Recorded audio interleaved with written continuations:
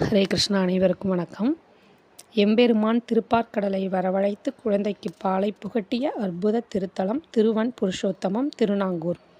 வியாக்கிரபாத முனிவருக்கு உபமன்யு என்ற குழந்தை இருந்தது. முனிவர் ஒரு நாள் குழந்தையோடு இந்த கோவிலுக்கு வந்தார். எம்பெருமானுக்கு புஷ்ப கைங்கரியம் செய்ய நந்தவனம் சென்றார்.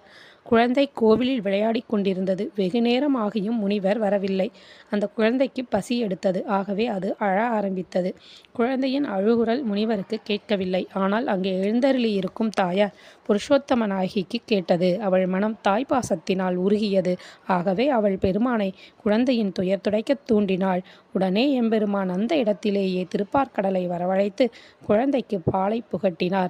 வியாக்கிரபாதருக்கும் தரிசனம் தந்தார் என்பது வரலாறு. நாகப்பட்டினம், சீர்காழியில் அமைந்துள்ளது இந்த திருத்தலம். திருநாங்கூருக்கு உள்ளேயே அமைந்திருக்கிறது திருவன் புருஷோத்தமம். நன்றி. ஹரே கிருஷ்ணா. சர்வம் ஸ்ரீ கிருஷ்ணார்ப்பணம்.